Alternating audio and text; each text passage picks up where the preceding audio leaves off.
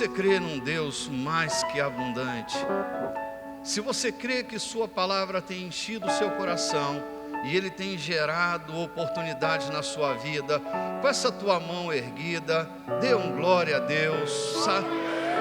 Querido, uma salva de palmas a Ele, que é mais do que abundante.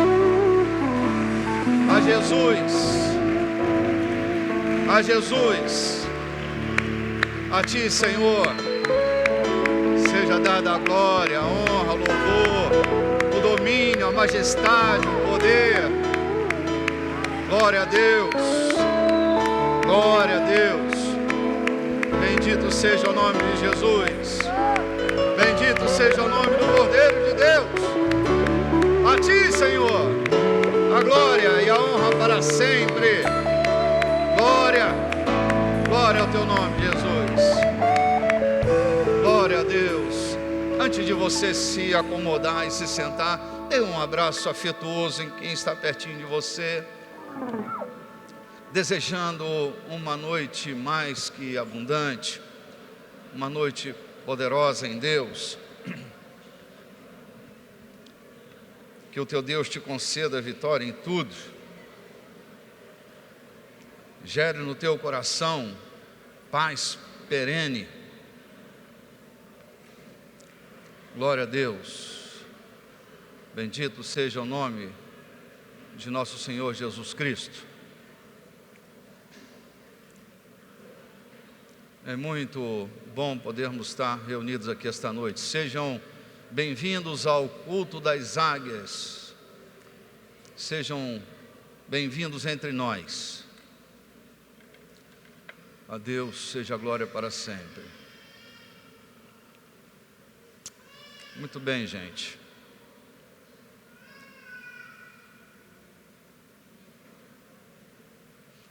Muito bem, estamos ao vivo na Igreja da Colheita, no culto das águias. Aqui é o bispo Renato Chaves, no comando do culto desta noite, gerando fé no nome de Jesus Cristo pela palavra do Evangelho de nosso Senhor. Estamos ao vivo pela Rádio 92.3, nós estamos contactados com todo o Maranhão, e se você está ao alcance da nossa voz, dirigindo o seu carro, quem sabe na sua casa ou em algum canto do estado do Maranhão, e você deseja entrar em contato conosco esta noite, é só você ligar para o telefone 3302-8086, repetindo, 3302-8086. E você que nos acompanha ao vivo pela internet, você que também está nos acompanhando ao vivo pela rádio web, ou você que está nos acompanhando pela TV, eu desejo uma noite super abençoada e que Deus enriqueça seu coração. Esta noite nós começamos um projeto de comunicação na igreja. Estamos comunicando o Evangelho pelas ondas da 92.3, ao vivo para todo o estado do Maranhão. Então, exatamente agora, seus amigos em todo o Maranhão estão podendo assistir o culto de hoje, ao vivo pela 92.3. Quero dar início à mensagem desta noite. Nós estamos refazendo um seriado que nós chamamos de A Bacia dos Espelhos. É um seriado que, a pedidos, eu estou retocando, estou reconstruindo este seriado, que certamente vai virar um livreto nos próximos meses. Estamos trabalhando na construção deste novo livro, que deverá se intitular A Bacia dos Espelhos. Quantos de vocês não estiveram aqui no domingo próximo passado? Não estiveram aqui, só para eu ter uma ideia. Muito bem. Este seriado eu comecei inspirado numa das mais drásticas experiências da minha vida. Foi o encontro que eu tive comigo mesmo, o pior encontro que eu tive na minha vida. Eu estava vivendo um momento intenso na fé e no Evangelho, quando fui golpeado por uma palavra de Deus. Eu estava no banheiro da minha casa, escrevi com o batom da minha esposa no espelho daquele banheiro uma frase inspirada pelo Espírito Santo. Só podia ter sido ele, não fui eu. Eu desejo me tornar um holocausto, um sacrifício vivo, santo e agradável a Deus. Quando eu escrevi aquilo, que eu coloquei o batom na base da pia, eu estava vendo que Deus iria começar um novo capítulo na minha vida. Era um novo tempo, era um tempo em que Deus me chamava para contar seus segredos. Você acredita que Deus conta segredos para nós, não é? Quando Deus separa um momento na nossa agenda, ou na agenda dele, para revelar sua vontade, para contar seus segredos, e naquele momento da história, Deus estava me chamando para um caminho de maturidade. Era um caminho sério e irreversível, não dava mais para voltar atrás. Deus havia me mostrado que não há dois caminhos, um para ele e um para uma mulher de Deus, e o outro para um homem de Deus. Um único caminho foi estabelecido para nós, e naquele momento Deus me chama para o caminho da maturidade. Nesse momento do caminho da maturidade, eu estava deitado no divã do meu quarto, eu não conseguia voltar para o quarto da minha esposa, eu estava no escritório, e eu disse para ela: meu bem, eu vou orar esta noite, eu não tenho como voltar para o quarto, eu vou ficar aqui, penso que Deus quer me falar alguma coisa. E naquele dia Deus começou um tratamento longo e sério, foram 72 horas intensas na presença de Deus, e a primeira coisa que Deus me mostrou foi o texto de Êxodo, capítulo 38, versículo 8, quando aparece naquele contexto do tabernáculo uma ferramenta para o sacerdote. Era a bacia dos espelhos. Era uma bacia feita dos espelhos das mulheres que serviam à porta da tenda da congregação. Aquela bacia foi colocada logo na entrada do santuário, para que todo sacerdote, antes de oficiar, lavasse suas mãos, lavasse seus pés, para que eles não morressem. Era esta a palavra que Deus havia dado a Moisés no modelo que ele havia construído, uma bacia para lavar as mãos e os pés. E naquele momento eu pensava: Deus, por que esta bacia? Por que a sentença de morte para aquele que, ao oficiar, não lavasse suas mãos e seus pés? Será que tu estás levando tão a sério assim essa questão da higiene? Por que lavar as mãos e os pés? E no meio daquela dúvida toda, eu comecei a entender, porque no versículo 38, do capítulo 38, versículo 8, diz que a bacia era feita de um bronze polido. Por falta de uma bacia adequada, estamos usando esta bacia só para criar uma ideia. Como a bacia era de bronze polido, e ela era o espelho das mulheres que serviam à porta da tenda da congregação, ou seja, quando elas iam se ornamentar em casa, elas pegavam aquele bronze polido e davam o trato devido. Elas cederam este bronze polido, e a bacia foi feita de espelhos, de forma que o sacerdote, ao lavar suas mãos e ao lavar os seus pés naquela bacia, ele, olhando dentro da bacia, ele tinha um encontro com ele mesmo. Era uma imagem refletida no espelho. E assim lavavam as mãos e lavavam os pés. E a sentença era: se não lavar as mãos e lavar os pés, vocês vão morrer. E aquilo me causou muitas angústias. E Deus me levou para dentro de um lugar para revelar-me seu espelho, o espelho da palavra. E a cada dia desses 3 dias, Deus me revelou áreas da minha vida que eu estava ignorando. Imagina você, que na primeira noite eu fui transportado para o texto de Efésios capítulo 5, deitado naquele divã, Deus enchia o meu coração, meu espírito de uma realidade. Domingo passado eu estava dizendo que a minha grande tensão é que eu entendia que eu era um bom marido. Eu colocava comida em casa, eu pagava as contas direitinho, era um bom caráter, gostava de orar, gostava de ler a Bíblia. Eu até era pastor nesta época, e eu me achava um bom modelo. E naquele dia o Espírito Santo disse: você não ama a sua mulher como Cristo amou a igreja.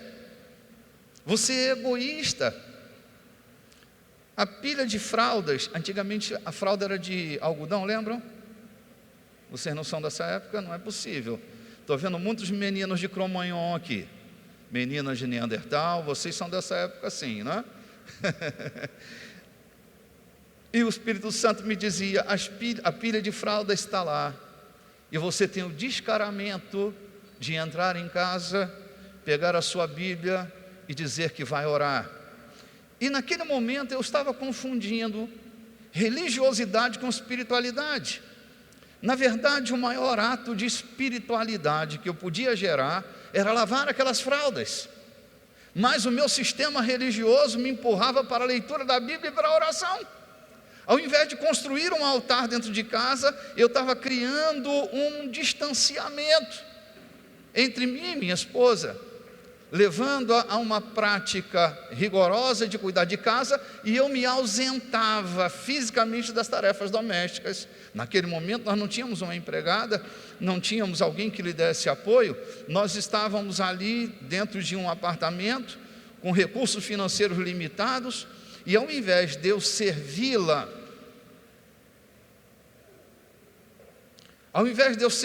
como ao Senhor, eu estava permitindo que ela me servisse como se eu fosse o Senhor. E eu não estava vivendo a vida comum do lar. Sabe, gente, é um grande engano da nossa parte achar que o maior momento de espiritualidade da nossa vida vai estar dentro de um culto, que o maior momento de espiritualidade nossa será quando nós estamos curando o enfermo, falando em língua estranha ou profetizando. Lê do engano, porque é possível que você esteja fazendo lindas orações e as suas orações estejam sendo interrompidas. São Pedro diz que se eu não viver a vida comum do lar, minhas orações são interrompidas. Viver a vida comum do lar é tão mais espiritual do que fazer orações. E nosso sistema religioso nos engana, achando que o ápice da espiritualidade está no fervor das nossas orações. Ah, meus irmãos, foi duro para mim ter um encontro na bacia dos espelhos, mas foi a melhor chance que eu tive, a chance de me tornar uma pessoa mais humana, alguém que pudesse ser um servo de verdade. Aquele encontro, ao mesmo tempo que drástico, foi também libertador. Esta noite, nós vamos começar uma caminhada, vamos passar um pouco sobre a síndrome panótica, vamos falar um pouco sobre Jacques Lacan e a sua teoria dos espelhos, vamos falar sobre Jacó, e vamos falar sobre uma história muito interessante, e eu quero começar por ela, que foi uma história que eu li recentemente, que era a história de um cavalo.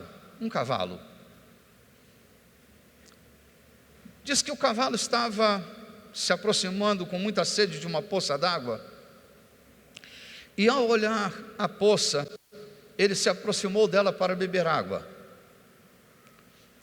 E no que ele se aproxima da poça, ele curva seu pescoço para beber água, e quando ele se aproxima da poça, ele vê sua imagem refletida na poça. Ok? Tudo bem aqui? Ao olhar para aquela imagem refletida dentro da poça, ele fica furioso, porque tem alguém dentro daquela poça que vai beber a sua água, é sua ameaça. Ele então, com os cascos, bate firmemente, agredindo o cavalo que está dentro da poça. Furioso, ele começa a bater com violência na poça, porque o seu adversário está ali. Ele fica tão aborrecido e se sente ao mesmo tempo tão ameaçado, que decide não beber a água e ir embora, porque ali está seu oponente.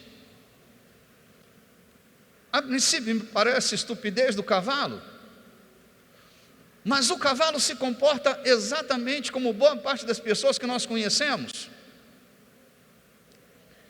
Elas olham dentro de um ruim que elas não reconhecem. Ao olhar na bacia dos espelhos, elas percebem um ruim que está dentro delas, e por perceber um ruim que está dentro dela, que está refletido nesta bacia de consciência, ela fica tão aborrecida que ela decide dar as costas àquela imagem e não enfrentar a realidade daquilo que é ruim. Eu tenho conhecido a mente humana, é minha tarefa conhecer a mente humana, e eu me espanto como nós, quando não gostamos de alguma coisa que vai mal em nós, algum ruim que habita em nós, a primeira providência que nós fazemos é tentar exorcizar esse ruim que está em nós. Deve ter coisas em você que você quer jogar fora, quer exorcizar de você, mas ninguém exorcizará coisa alguma na sua vida de fato, sem antes passar por um sério caso de endorcização. O que isso quer dizer? Sem que antes você reconheça de fato, identifique e trate de verdade esse personagem ruim que tem dentro de você. Eu vou passar rapidamente por Lacan, porque não é uma aula de psicanálise, nós estamos num culto evangélico, eu não sou psicanalista, eu estou tratando teologicamente deste assunto, então se eu der alguma raspada aqui, não fiquem chateados. Lacan defende uma ideia de que a criança passa por 3 estágios na sua formação, e o primeiro delas é o estágio do primeiro espelho, quando ele projeta para ele o espelho da mãe, ele se vê como a mãe o vê, e desta forma ele vai percorrer a vida. Oh, meu Pai do céu, gente, nós estamos ao vivo pela rádio 92.3, se você deseja telefonar para nós, precisa de ajuda, nós estamos no 3302-8086, quero pedir que você se movimente o mínimo possível. Estou ministrando sobre um tema para mim extremamente tenso, e eu preciso estar concentrado hoje, então por favor, o mínimo possível de movimento, me perdoem. Então, diz Lacan, que nesse primeiro estágio do espelho, a criança vê, ou se vê, a partir do espelho da mãe, e a partir do espelho da mãe, ele tenta realizar os desejos da mãe, a vontade da mãe, porque ele vai se perceber a partir da mãe. Quando ele começa a perceber seu corpo, ele se vê partido, porque ele se vê um personagem do lado de fora, e do lado de fora ele tem um personagem concorrente, um personagem que concorre contra ele, na percepção do espelho da mãe, e o conflito começa a se estabelecer, porque ele assume um personagem do lado de fora. Nesse sentido, eu vejo uma certa similaridade entre o pensamento de Lacan e o pensamento de Tiago. Tiago, capítulo 1, Tiago diz uma coisa extremamente interessante. Se você está acompanhando com sua Bíblia e deseja fazer uma anotação, eu falo Tiago, capítulo 1, versículo 16. Olha só o que diz o texto bíblico: não erreis, meus amados irmãos, toda boa dádiva e todo dom perfeito vem do alto, descendo do Pai das luzes, em quem não há mudança nem sombra de variação. Segundo a sua vontade, Ele nos gerou pela palavra da verdade, para que fôssemos como primícias das suas criaturas. Sabeis isto, meus amados irmãos, mas todo homem seja pronto para ouvir, tardio para falar, tardio para se irar, porque a ira do homem não opera a justiça de Deus, pelo que, rejeitando toda a imundícia e superfluidade de malícia, recebei com mansidão a palavra em vós enxertada, a qual pode salvar nossas almas. Deixa eu só abrir um parênteses aqui. Quando o Tiago está dizendo que esta palavra pode salvar nossas almas, não estamos tratando da alma escatológica, daquela que vai morar no céu. estamos falando da psique, de pessoas que estão se perdendo emocionalmente, de pessoas que estão se perdendo mentalmente, porque estão invertendo valores na sua vida. Quando diz que esta palavra pode salvar a nossa alma, quer dizer que esta palavra da verdade pode recuperar nossas estruturas emocionais. Tudo bem? Está me ouvindo, querido? Então, vamos ler com entendimento. E sede cumpridores da palavra. Aqui, não posso evitar isto. Queridos, há pessoas que vão estar numa crise de superficialidade tão grande, envolvidos com esta fluidade da malícia, de tal maneira que elas vão se perder do ser humano que são. Elas vão estar tão envolvidas num mundo paralelo, num universo fantasístico, tão intenso e para elas tão real, que o próximo passo delas será um sanatório. Vão enlouquecer por causa da mentira, vão enlouquecer por causa da maldade e da malícia. A palavra é a chance que você terá de Deus recuperar a sua alma, mudar as suas estruturas internas, recuperar você por dentro, mudar a tua vida, mudar a tua casa, mudar a tua família, mudar teu status, mudar os teus valores, recuperar você para você mesmo. Porque haverá um momento que o homem estará tão perdido de si mesmo, como Adão, que Deus o cria perfeito. Depois Deus procura o Adão perfeito, ele não está mais ali no jardim, e Deus pergunta: Adão, onde estás? Cadê você, Adão? Adão não está ali. Quer dizer, o Adão que Deus havia criado já não está mais ali. Ali está um Adão que se tornou um Adão desorientado, um Adão fragmentado, partido na sua alma. Deus diz que a palavra pode recuperar essa chaga aberta dentro do teu coração, Adão. A palavra é poderosa para recuperar você por dentro, não ser mais este ser confuso, desbussolado, desprogramado, desorientado, perdido de si mesmo. A palavra da verdade é a chance que você tem dela entrar dentro de você e recuperar você por dentro. Mas se você não faz uso da bacia dos espelhos, olha o que Tiago está dizendo aqui agora, versículo 22, e sede cumpridores da palavra e não somente ouvintes, enganando-vos com falsos discursos. Ei, gente, tem discurso falso por aí, viu? Porque se alguém é ouvinte da palavra e não cumpridor, é semelhante ao varão que contempla ao espelho o seu rosto natural. Aqui que eu estou te dizendo de uma leve semelhança com a teoria de Lacan.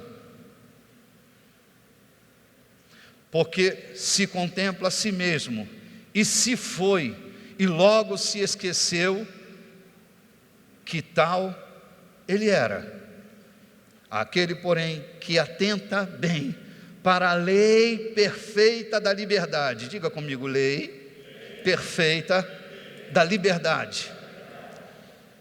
E nisso persevera, não sendo ouvinte e esquecido, mas fazedor da obra, este tal será bem-aventurado no seu feito.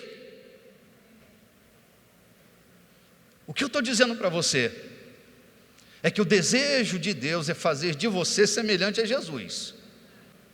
Ele começou uma obra no dia em que você deu um passo de fé para Ele. Você se tornou dele. E porque você é dele, ele terminará o que ele começou na sua vida.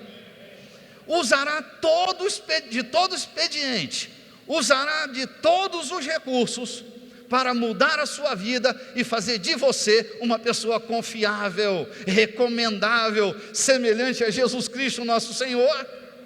Ele não se perderá de você, porque colocou em você o Espírito Santo. O Espírito Santo é o penhor da herança na tua vida. Você é propriedade exclusiva de Deus. Ele não vai se perder de você, ele não vai descansar até terminar a obra dele na tua vida. Ele começou e vai até o fim. Querido, meu avô, toda madrugada, ele rompia o nosso sono com um culto. Ele subia lá para o terraço da casa com o violãozinho dele, e era 5 horas da manhã, ele começava a sua cantoria e suas orações. Eu ouvi inúmeras vezes. Aquilo entrou dentro de mim, faz parte da minha natureza. Eu não consigo desassociar aquilo que ele dizia daquilo que eu experimento hoje na minha vida. Ele dizia: maior e mais poderoso do que o meu pecado vil é o sangue do Cordeiro Jesus. Ele cantava isso, aquilo foi entrando dentro de mim, e ainda que eu estivesse distante na minha fé, da experiência com meu Deus, aquele cântico governava as minhas atitudes, e eu tinha certeza: eu não estou perdido de Deus, eu estou perdido de mim mesmo. Eu preciso me encontrar comigo mesmo, porque jamais me perderei de Deus. Ele colocou do seu Espírito na minha vida. Eu era só uma criança, mas o Espírito Santo entrou na minha vida. Querido, o Espírito Santo entrou em você, ele não vai ser arrancado. Não há poder neste mundo. Jesus diz: as ovelhas que o Pai me deu, nenhuma delas se perdeu. Eu não deixei que nenhuma se perdesse, só o filho da perdição, que nasceu para se perder, esse se perdeu, mas nenhuma ovelha se perderá da minha mão. Você está seguro nas mãos de um Deus responsável, que vai com você até o fim, até o último dia da tua vida. Ele não vai te abandonar. Portanto, só tem um jeito: você precisa mudar de vida, porque ele não vai desistir de você. Então desista das suas loucuras. Oh Jesus, onde nós vamos parar hoje? Só Deus sabe. Espírito Santo, que a tua graça seja derramada sobre nós esta noite.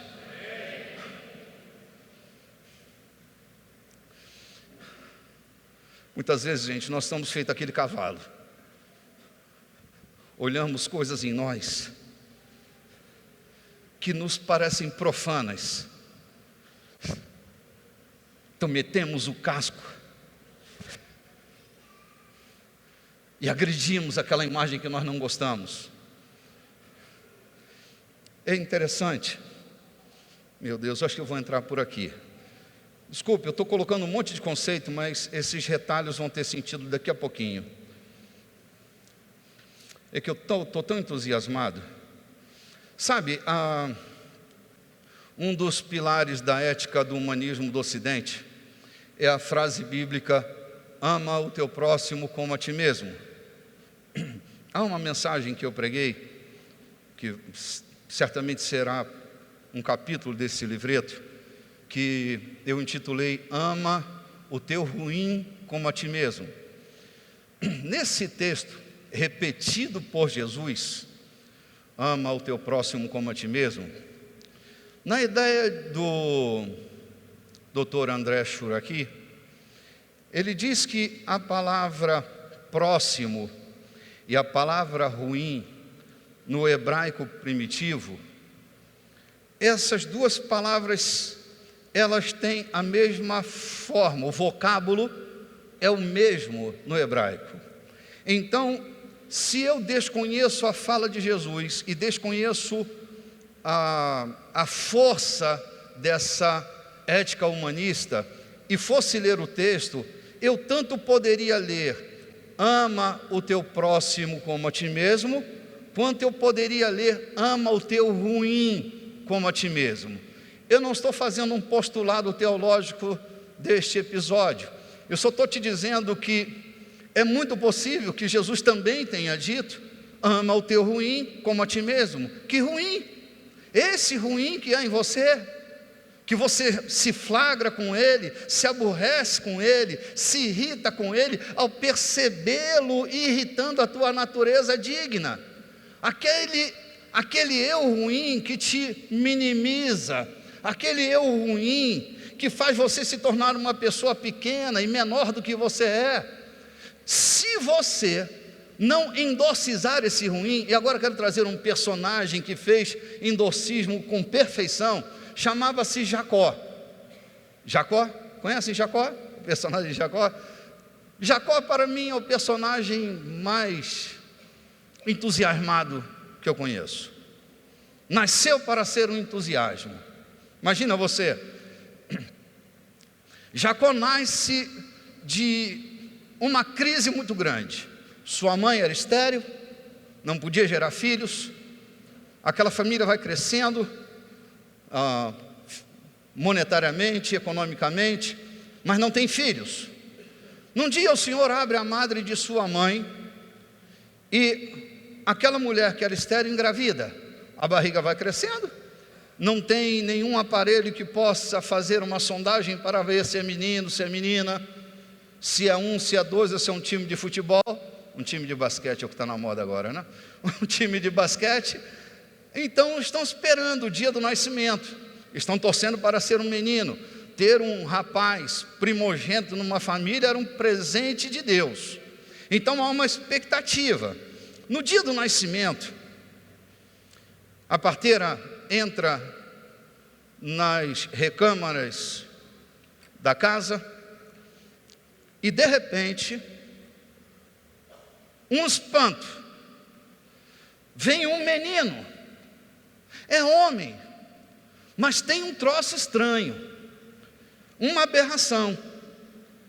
Eles percebem que o menino não está só, que vem preso no calcanhar deste menino uma mão, parece uma deformidade, mas vão percebendo que tem mão, antebraço, braço, tem mais um, são dois meninos, e um segura o pé do outro, como quem tentando puxar o outro para baixo, como quem tentando sucumbir à primogenitura do outro. Aí o menino nasce o primeiro, nasce o segundo. O primeiro chama-se, o que eu mais amo nesta igreja é o entusiasmo de vocês. Vocês falam Isaú, parece até que o céu vai cair, né? Isaú. Desculpe a implicância, é brincadeirinha, viu?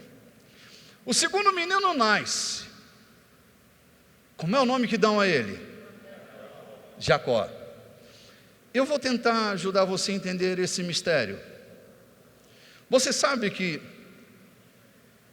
basicamente é assim, quando nasce o filho de um judeu, ou a filha de um judeu, o nome desse menino está atrelado ao seu destino, ao seu caráter. O nome é marcado na experiência do nascimento. Nasce o menino e ele coloca o nome de... O segundo. Pode ser com voz mais retumbante, o pessoal da rádio acha até que não tem ninguém aqui, eu estou pregando sozinho, né? O nome dele é? Jacó. Sim, Jacó. Eu pronunciaria Jacob. Jacob quer dizer perseguidor de calcanhar. A gente lê na literatura chamado usurpador. É que no hebraico um vocábulo pode designar mais de uma coisa. Como Jacob é perseguidor de calcanhar. Parece ter mais sentido para nós, não? Segurando no calcanhar do seu irmão. Olha o nome que dão a este menino. Ele não nasceu para ser um perseguidor de calcanhar, mas a leitura da sua mãe, parece que Lacan tem razão aqui, a leitura da sua mãe será um perseguidor de calcanhar. Pronto, rótulo. Ele não nasceu para perseguir calcanhar, mas ele será guiado pela síndrome panótica. Ele vai ser guiado pelo delírio da expectativa dos outros. Você conhece gente que nasceu para ser uma coisa e está se tornando outra porque os outros querem que ele se torne aquilo que ele está se tornando? Não conhece ninguém. É mais comum do que a gente imagina, né? Pessoas que estão vivendo sobre o delírio da expectativa dos outros, não vivem suas vidas, estão vivendo aquilo que imaginam para ela, estão cumprindo destinos que são de seus pais, recalques manifestos, angústias manifestas, medos manifestos, ok? Aquele menino nasce para ser um príncipe. Isaías diz que o Senhor lançou uma palavra a Jacó, e ela caiu em Israel. Repita comigo: Deus lançou uma palavra a Jacó, mas ela caiu em Israel. Estamos falando da mesma pessoa e de dois personagens, Jacó e Israel. Enquanto Jacó é Jacó, a palavra não pode se cumprir na vida dele. porque Jacó é uma projeção da vontade de sua mãe. Jacó não é um projeto de Deus, Jacó é uma projeção das inseguranças de sua mãe, que durante toda a sua trajetória, não quero falar na ausência dessa senhora, mas você se lembra a conduta de Jacó a partir da manipulação de sua mãe? Lembra que ela mete o dedo na história dele o tempo inteiro, tentando protegê-lo, entende? Ok? Jacó não consegue ser ele é o que sua mãe está. Olha, tu mete um negócio de um pelo de cabrito, o teu pai está cego, ele vai tocar em você, você vai dar uma pernada no seu irmão, vai lá. A mãe dele dá o segredo para ele de ser um perseguidor de calcanhar, porque ela está alinhada nos seus planos com aquilo que ela esperou de seu irmão. Só vai ter sucesso no calcanhar do seu irmão. Ah, meu irmão, chega um momento que a gente cansa de enganar os outros, não? Chega um momento que não dá mais para viver essa angústia, de viver esta história montada pelo que disseram de mim. Chega um momento que a gente tem vontade de parar com tudo isso. Nesse momento, só tem um jeito, é você tratar desse seu ruim, de um ruim que foi gerado na sua vida, mas que Deus não criou você para ser um cara doido, imperfeito. Deus criou você para ser uma pessoa perfeita, ser um sucesso para Ele. Imagina você, leia comigo a palavra Israel. Temos duas palavras aqui, a palavra Isra e a palavra El. Todo sufixo El no nome, para um judeu, terá o sentido de Deus, como se Deus estivesse presente na vida daquela pessoa, né? Joel, Emanuel, Rafael, Daniel, Eliel e tudo mais que você desejar. E Israel, Isra quer dizer retificador, aquele que está disposto a consertar o que está errado. Isra quer dizer um príncipe. Isra quer dizer um lutador. Isra quer dizer um protagonista, aquele que assume a direção da sua própria história, aquele que não é coadjuvante na vida de ninguém, aquele que não nasceu para ser um perseguidor de calcanhar, um coadjuvante na vida de Esaú. Isra. Agora, Isra também quer dizer entusiasmo. Entusiasmo. Leia comigo a palavra. Entusiasmos. Enteosasmos. Entusiasmo é enteosasmos. Em do prefixo para dentro, também do in. Teos. Vamos testar seu conhecimento aqui. A palavra teos lembra você de alguma coisa? Asmos, o que lembra? Não, aquele bichinho é asno. É asmo. Sopro. Enteosasmos, possuído pelo sopro de Deus. Tu já viste uma pessoa entusiasmada? Só para o meu delírio aqui, tem algum entusiasmado aqui essa noite? Verdade! Obrigado!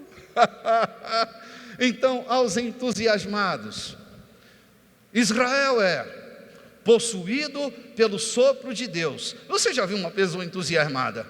Tudo está dando errado, ela está? Vou descobrir uma saída. Um entusiasmado vai encontrar no meio dos seus piores ambientes, uma saída para o seu sucesso. Uma pessoa entusiasmada, entusiasmado foi Jesus, que foi lá no Sheol, andou no meio do inferno, abriu a porta do cárcere e ao terceiro dia ressuscita dentre os mortos para a glória do Pai. Isso é entusiasmo, que não se impressiona com o inferno, que não se impressiona com o problema. Você foi possuído pelo mesmo Espírito que possuiu Jesus lá no Hades e o trouxe de volta à ressurreição. O mesmo Espírito que ressuscitou Jesus dentre os mortos habita em você. Isso. Pensa você, que este homem que nasceu para ser um entusiasmo, acabou se tornando um grande manipulador do destino das pessoas que estavam ao seu lado. Precisou aprender a mentir, a trapacear, a virar um usurpador, embora não tenha nascido para isso. Lá no fundo, você não desconfia que tem mais sentido na vida do que aquilo que você tem vivido até hoje. Lá no fundo, você não diz: meu Deus, se eu pudesse me despir dessa lasqueira toda, me despojar do corpo da carne, eu faria isso só para me tornar aquilo que Deus me criou para ser. Pois esse homem tomou posse dessa coragem. Ele estava com o fim em mente. Repita comigo: grande parte da minha vitória dependerá do fim dentro de mim. Determinado. Desculpe, eu não sou professor de português, até preciso de um, se tiver algum aqui, eu preciso de ajuda. Determinado, também é uma palavra composta de de, mas terminado. A raiz da palavra determinado é a palavra terminado, findado, encerrado, pontuado, fim. Determinado é aquele que encerra uma história dentro de si,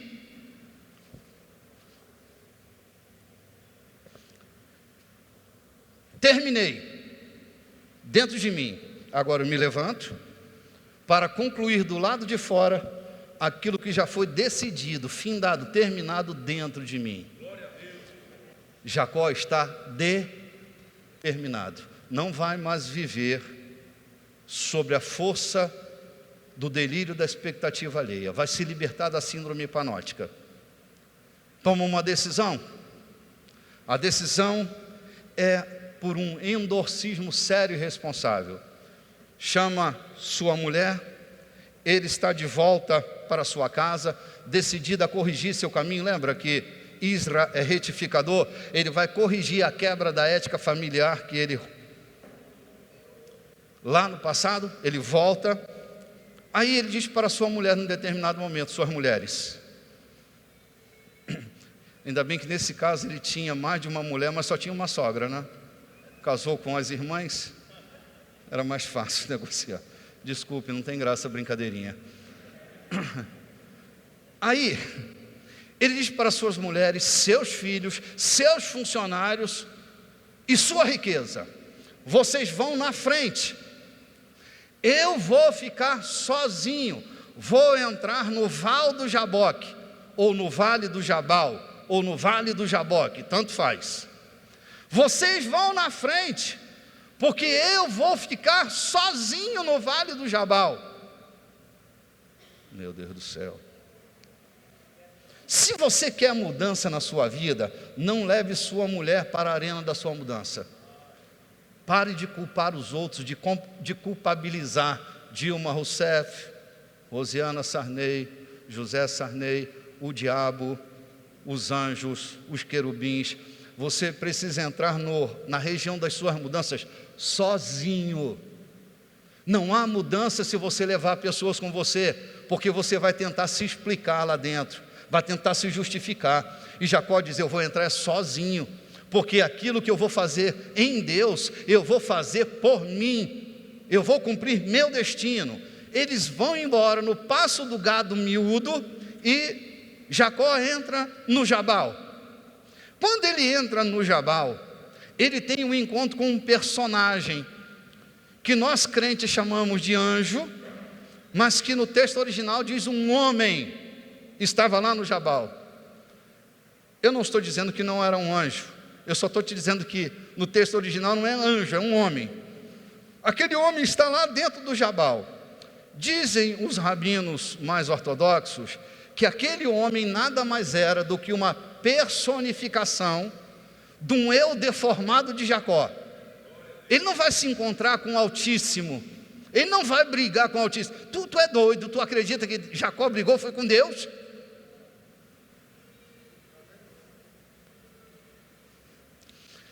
O que acontece ali é que ele tem um encontro com todas as suas mazelas, com todos os seus pontos negativos, com toda a sua sujidade, com todas as suas loucuras, com todos os seus dramas, com todos os seus traumas, com todos os seus desencontros. Ele entra fendido, rachado dentro do Jabal.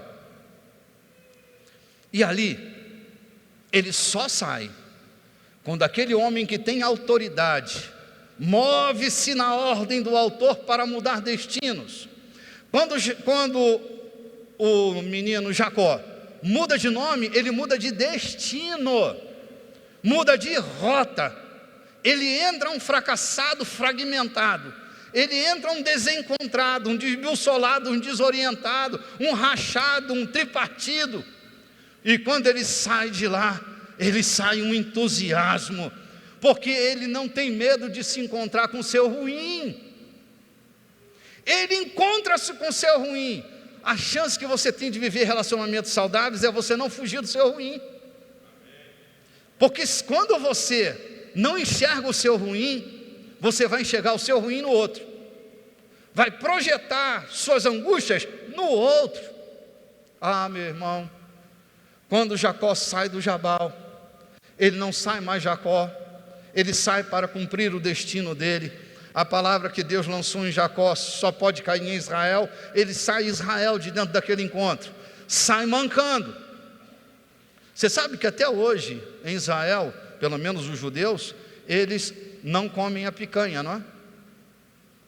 Em respeito à coxa ferida de Jacó. Meu irmão, vou te dizer uma coisa: saia mancando, mas saia você mesmo. Saia ferido, mas saia você. Tenha coragem de assumir sua história e não viver à sombra da história que alguém projetou para você. Vai doer, toda mudança vai gerar dor, não tem jeito. Mudança não é fruto de um pirim-plim-plim, de uma unção que é jogada na sua cabeça, então tu cai um doido e levanta a unção. Ah, meu irmão, a cura da sua alma é resultado de uma decisão de caminhar no Evangelho da verdade. Não é na loucura qualquer de um encontro de um desorientado, mas é no desejo ardente de quem entra determinado a mudar. Eu vou mudar e vou viver com as consequências desta mudança, ainda que eu saia mancando, ainda que eu saia ferido, eu vou sair exatamente como Deus deseja que eu seja, um Israel, um entusiasmo para Deus. Eu não vou ser mais um perseguidor de calcanhar, eu não vou viver uma frustração, eu vou viver a história que Deus escreveu a meu respeito. Ah, meu irmão, quando aquele homem sai do Jabal, a primeira coisa que ele vê é seu maior inimigo caminhando na sua direção. Lembra do nome dele? Lembra por que seu maior inimigo? Porque Esaú está por aqui com Jacó, que lhe roubou a primogenitura. Ele vai matá-lo, ele vai destruí-lo. Só que Jacó ficou lá no vale do Jabal. Agora não é mais Jacó, é Israel que vem trazendo sua história de sucesso. E ninguém pode matar um plano de Deus, ninguém pode destruir um plano de Deus, ninguém pode arruinar com o plano de Deus. Você deixa de ser comida de serpente para ser alguém que esmaga a cabeça de serpente. Quando você perde essa égide do domínio da carne e se torna um sucesso para Deus, você deixa de ser pó da terra, comida de serpente, e você se identifica com o Cordeiro de Deus, o que esmagou a cabeça da serpente. Em breve, o Deus de paz esmagará a Satanás debaixo dos seus pés. É nessa natureza que você precisa se mover, numa natureza transformada, mudada, reconciliada. Você deixa de ser comida para ser esmagador de cabeça de serpente. Ah, meu irmão, olha o que acontece. Lá vem seu maior inimigo, nome dele? Só que quando ele olha para Esaú, O livro do Gênesis diz que Jacó, sepultado, agora Israel olha para Esaú e diz: eu vi a face de Adonai. Quem vem lá? Temos uma crise aqui na igreja. Vem Adonai ou vem Esaú? É que quando você tem um encontro endorcizado com o seu ruim, você também vai conseguir ver o Adonai que está no seu irmão. Não é possível, cara. Dê uma salva de palmas se você entendeu. Cara, olha a loucura que eu estou te falando. Olha a loucura que eu estou te falando. Isso é piração. Isso é piração, isso é revelação. Eu estou dizendo para você que quando você sai do Jabal, que deixa a história de fracasso para trás, os teus inimigos não serão mais teus inimigos. Você lembra da história de Davi? Davi, ele tem um salmo que para mim, um dos salmos que mais me empolgou na minha vida. E eu tinha sempre uma visão, ao olhar para esse salmo assim, né? Davi dizia: colocas perante mim, na presença dos meus inimigos, uma mesa. E na presença dos meus inimigos, meu cálice vai transbordar. Sabe o que eu pensava? Eu sempre via uma mesa medieval. Não tem o rei com aquela coxa de peru na mão que ele come, rasgando a coxa? Rapaz, eu sempre tive vontade de rasgar uma coxa de peru assim. Animal! Ainda vou comprar uma coxa de peru para rasgar ela no dente. Mas deixa aí, isso é recalque meu, tá? Desculpe aí. É que todo Natal a gente só comia um pedacinho de peru, né? Eu quero rasgar uma coxa. Então, eu via isso, né? Meu inimigo lá passando fome, tremendo de inanição, e eu aqui, meu inimigo, né? Igual aquela música que nós cantamos, né? Tu me viu na prova e não me ajudou, agora tu tá lascado aí, eu aqui no palco. É puro recalque, né? Desculpe a crítica, gente. Você gosta tanto da música, eu estou criticando a música que você gosta. Mas você precisa saber que isso é recalque, liberação de recalque, né? Agora você vai ver, passei pela prova e tu não me ajudou? Tem sabor de mel, tem sabor de mel, minha vitória tem sabor de mel. É recalque purinho. Era o mesmo recalque que eu examinava o texto bíblico, eu achava que Davi era um recalcado, como eu. Aí eu descobri que um judeu não come com seu inimigo, que para se chegar à mesa, precisa ter feito um ato de reconciliação. O que Davi está dizendo é: Jesus, eu não quero mais ter inimigo. O que Davi estava dizendo é: Jeová, coloca uma mesa, que aqueles que são meus inimigos deixem de ser meus inimigos. Eu acho que Davi entendeu o espírito de Israel, quando olha para seu irmão, seu maior inimigo, e diz: eu vi a face de Adonai. É que o nosso ruim não suporta o ruim dos outros, mas quando você se encontra com o seu ruim, e você começa a se relacionar com ele, você se torna mais tolerante.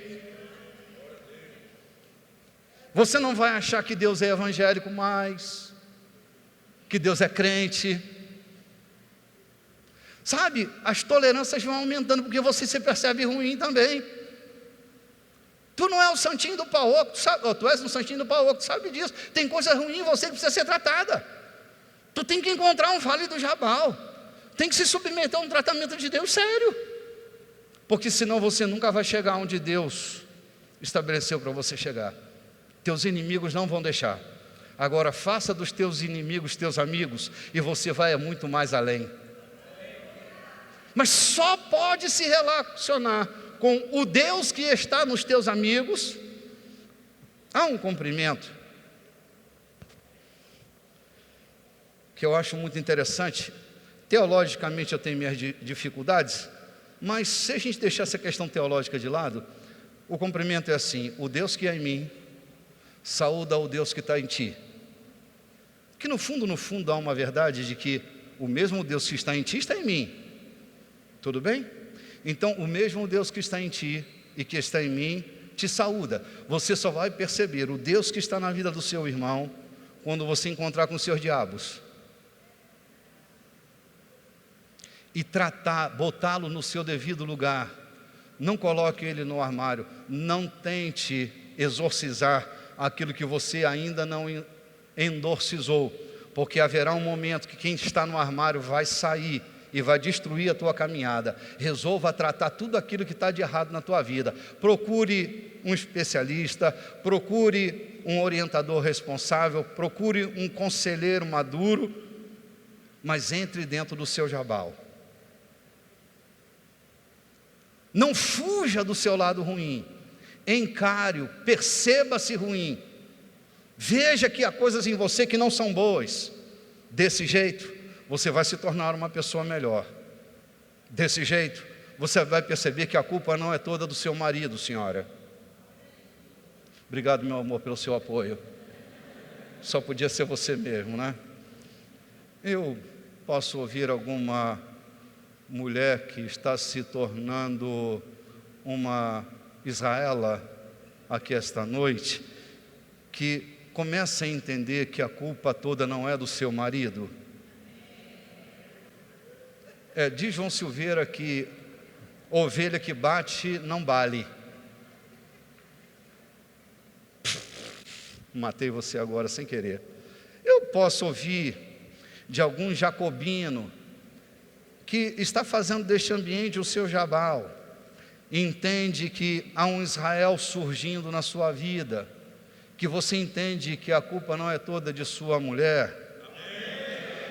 Parece que quem está apanhando são vocês mesmos, hein, meus rapazes? Sinto muito, vou me unir a vocês em oração. Senhora, vocês estão mesmo da pesada. Só um instantinho, eu estou tentando me guiar aqui para não me perder e tentar terminar de uma maneira muito adequada. Está chegando a minha hora?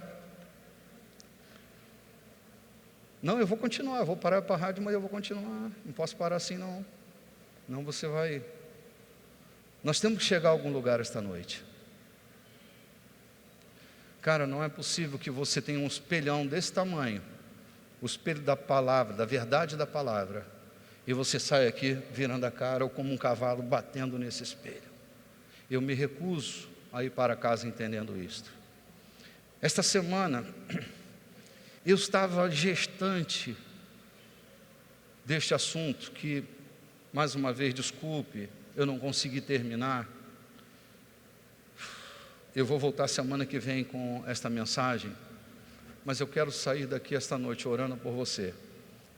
E se você que está nos assistindo pela internet deseja mandar sua mensagem, bom, você já está ligado a nós no www.igrejadacolheita.com, ou você está aí no Facebook, Igreja da Colheita Oficial, e você que está pela rádio web ou pela 92.3, há um pastor de plantão lá no telefone, esperando sua ligação. Nosso telefone é 3302-8086, repetindo, 3302-8086. O plantão feito por este pastor, por essa pastora que está lá, é para lhe atender se você deseja algum conselho, se você está passando por um momento de tensão, de crise, se há alguma coisa tomando conta do seu coração, você pode ligar para o 3302-8086 e alguém vai estar lhe aconselhando. E você que está aqui essa noite, que entendeu, eu estou me esforçando tanto para me fazer entender, eu entendo a dificuldade que eu tenho de me comunicar, eu me esforço brutalmente, há 30 anos que eu venho me esforçando, gente. Eu venho de uma dificuldade brutal na minha comunicação, mas eu me esforço todo domingo para me fazer entender. É um esforço que muitas vezes vai além da minha possibilidade. Mas se você conseguiu entender que Deus deseja terminar a obra que Ele começou na sua vida, e você espera fazer deste lugar, esta noite, o Vale do Jabal, eu quero orar por você. Quero pedir que você saia do seu lugar, se você desejar, se quiser, para um encontro com sua realidade. Não vai para, pelo amor de Deus, não volta para casa do jeito que você veio. Se tem coisas que precisam ser tratadas, o altar é o melhor lugar para se tratar de questões do coração. Eu vou abrir o altar esta noite para você vir orar junto comigo. Aqueles que estão ligados a nós ao vivo, esteja você onde estiver, se você quiser orar comigo, aqui está a água que lava, a bacia que revela e a água que lava. Aqui está, nesta bacia posta sobre a mesa, a bacia que reflete minha imagem e a água que me lava. Se esta noite você entendeu aquilo que foi dito por mim, ou melhor, se o Espírito de Deus lhe revelou, para que sua alma seja salva, para que haja recuperação para o teu coração, aproxime-se do altar esta noite. É hora de você render Jacó ao Jabal. É hora de você, determinado como está, deixar neste altar um Jacó que não está te levando a lugar nenhum, a perder tudo, a perder teus negócios, tua família, tua saúde.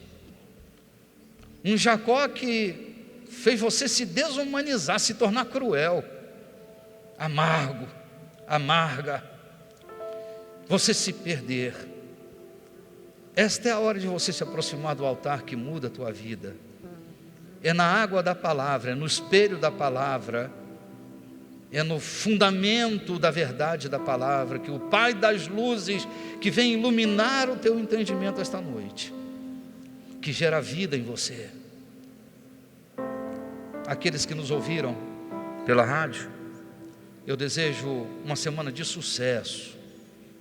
Amanhã, na roda dos esclarecedores, amanhã, segunda-feira, eu vou estar com meus amigos lá, com o pastor Wellington.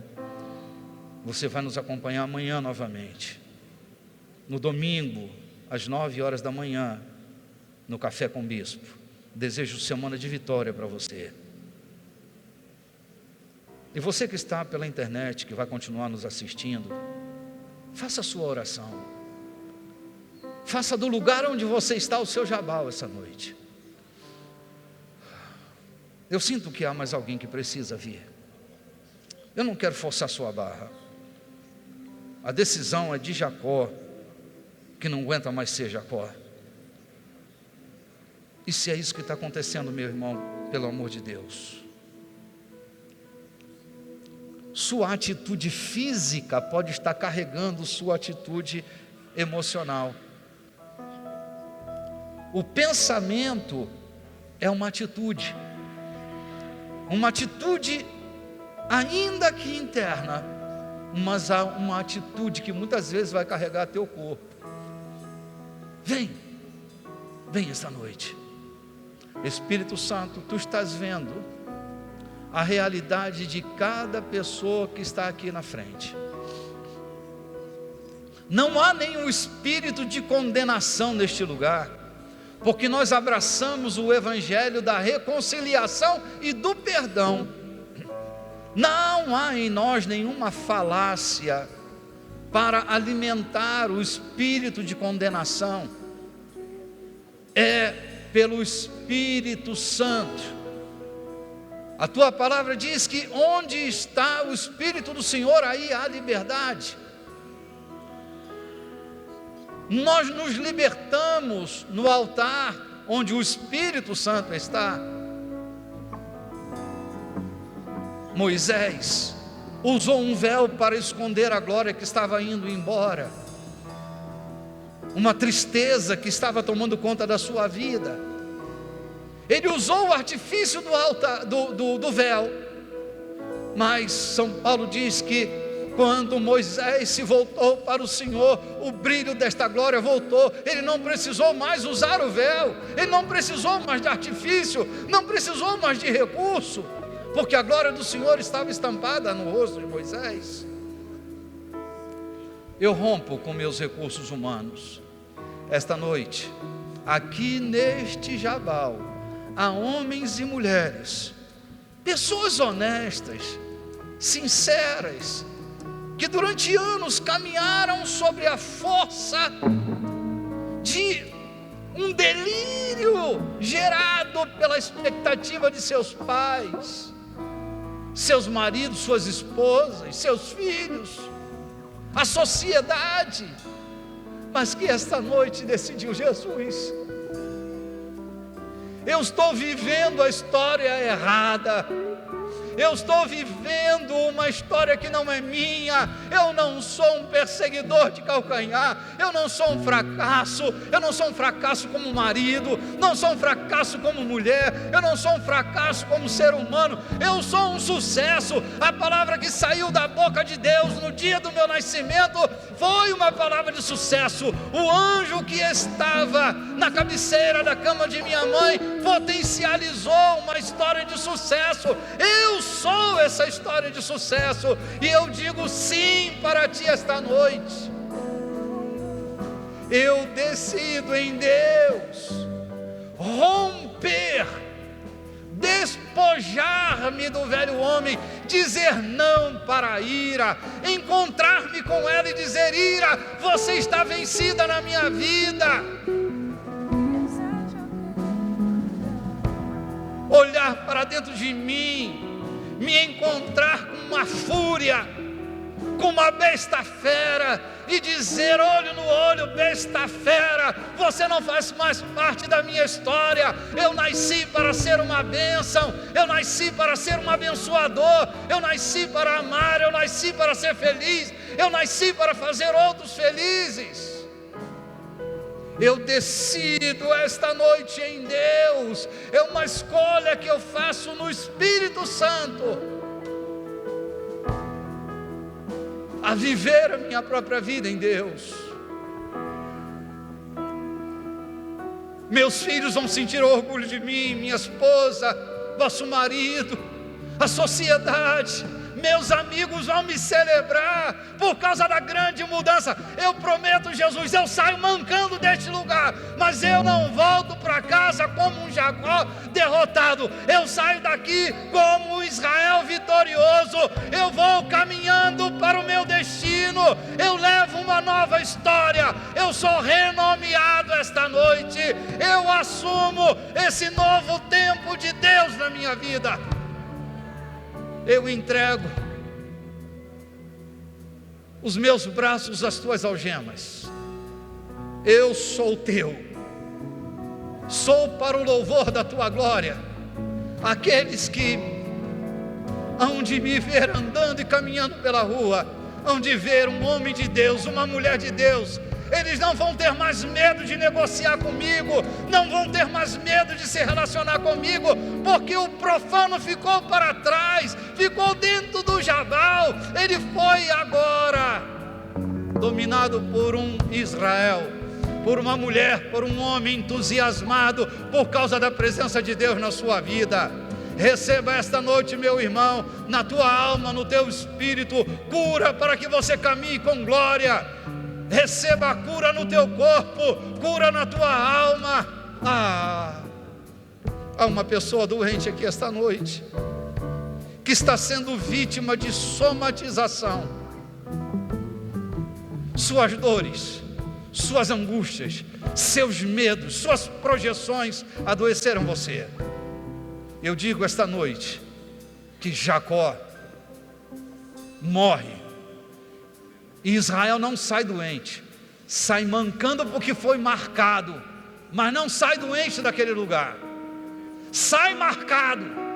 Esta noite que Deus cure você, mas que Deus marque a sua vida, para que nunca mais você seja a mesma pessoa. Em nome de Jesus Cristo, receba da parte de Deus a autoridade para mudanças radicais na sua vida. Em nome do Pai, do Filho e do Espírito Santo, fora Jacó, venha Israel para uma nova etapa na vida. Tenha sucesso, seja abençoado, bem-sucedido em Cristo Jesus. O homem que está dentro do Jabal, para mudar a sua vida e mudar a sua história. Diga: eu recebo. Eu recebi esta noite, na minha vida e na minha experiência, mudança suficiente para caminhar numa nova conduta. Eu não sou mais. Decisão minha em Deus por uma nova caminhada. Eu recebi e assim será. Serei um praticante da palavra da verdade. A mentira não vai mais fazer parte da minha estrutura psíquica. Eu deixo de ser um construtor de histórias. Eu não vou mais implicar baseado nos meus recalques com a vida das pessoas. Eu me flagro esta noite, encontrando-me como o meu ruim. E eu saio daqui, mudado, por causa da presença de Deus em mim. A Ele que tem mudado você, seja glória para sempre. Uma salva de palmas a Ele.